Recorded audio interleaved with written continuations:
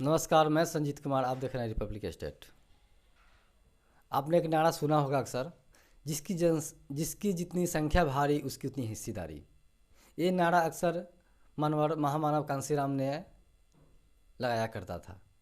आज बिहार के मुख्यमंत्री नीतीश कुमार ने इसे अक्षरशः पालन करने के काम किया। जिस तरह से 75% रिजर्वेशन जो होना चाहिए 85%, लेकिन 75% रिजर्वेशन जो विधानसभा में पारित कर दिया, ये इसके लिए बहुत बहुत नीतीश कुमार को धन्यवाद और शुभकामनाएं। आज हम बात करने जा रहे हैं भारत में जन्मे उन कुछ बहुजन महापुरुषों का, जिन्होंने भारत की राजनीतिक, सामाजिक, आर्थिक, धार्मिक दशा में क्रांतिकारी बदलाव किए, जिन्होंने एक कतरा खून बहाए हुए महान क्रांति और क्रांतिकारी बदलाव किए। आज मैं उनकी चर्चा करने जा रहा हूँ संक्षिप्त में। सबसे पहले मैं प्रथम नाम लेना चाहता हूँ सम्मुख ऋषि का। सम्मुख ऋषि एक ऐसी योद्धा जिन्होंने अपने समाज को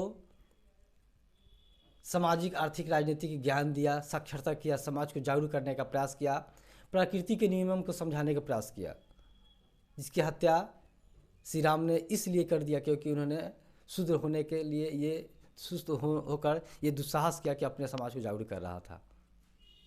दूसरे मैं नाम लेना चाहूँगा एकलव्य को, महावीर एकलव्य को, जिन्होंने आत्मबल, आत्मविश्वास के साथ अपनी शक्ति का प्रदर्शन किया और ये साबित किया कि नहीं, योद्धा किसी का ज्ञान का मोहताज नहीं है। अगर वो चाहे, खुद का परिश्रम करे, खुद का प्रयास करे, तो आदमी अपने लक्ष्य को प्राप्त किया जा सकता है।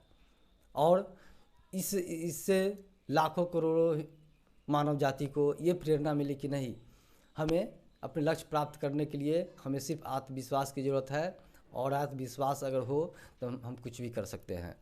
तीसरा नाम है मैं दूंगा लाइट ऑफ एशिया, महामानव बोधिसत्व तथागत बुद्ध का, जिन्होंने संपूर्ण दुनिया पर एक छत्र शासन किया, एक छत्र शासन कर रहा है, जो समता, मैत्री, करुणा का पाठ पढ़ाया, प्रज्ञाशील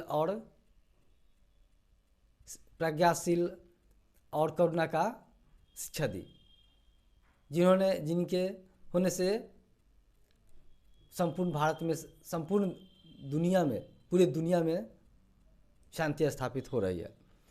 चौथा नाम मैं गिनाना चाहूँगा सम्राट अशोक का। कलिंग विजय के उपरांत जब सम्राट अशोक ने बुद्ध के शरण ग्रहण किया, उसके बाद उन्होंने जो कार्य किए, जो बिना रक्त बहाए, बिना कुछ किए हुए अपने बुद्ध के विचार के सहारा से पूरी दुनिया पर बुद्ध के विचार को फैलाया और अपनी सत्ता स्थापित की। चौथा मैं नाम लेना चाहूँगा संत गुरु रविदास जी, पंचवा संत गुरु रविदास जी महाराज को, जिन्होंने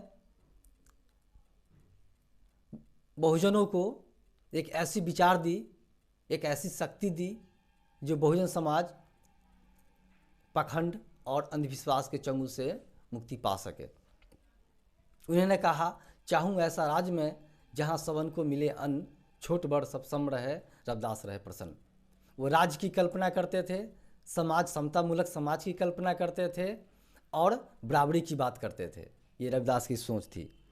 उनके समकालीन थे संत कबीर, जिन्होंने पाखंड, अंधविश्वास पर पुरजोर विरोध किया, और उनका क्रांतिकारी बदलाव हमारे समाज में दिखने की मिलती है। आप सतमा हम नाम लेना चाहेंगे परम पूज्य महामानव बाबा साहब अम्बेडकर को। आप जान रहे हैं, उनके बारे में हमको कुछ बताने की ज़रूरत नहीं है। आज भारत की दशा दिशा बदलने में, आधुनिक भारत को बनाने में बाबा साहब का योगदान भुलाया नहीं जा सकता है, जब तक ये सूरज चांद है तब तक। आठवां नाम लेना चाहूँगा महामानव कांसीराम की, जिन्होंने बहुजनों की दिल में बाबा साहब के विचार को प्रवेश करने का प्रयास किया। बहुजनों के दिल में जो बाबा साहब का जो दिया जलाने का काम किया महामानव कांसीराम। और मैं नौवां नाम लेना चाहूँगा बहन कुमारी मायावती को, जो बाबा साहब बुद्ध, कांसीराम, रविदास, हमारे महापुरुषों को विचार को कि इस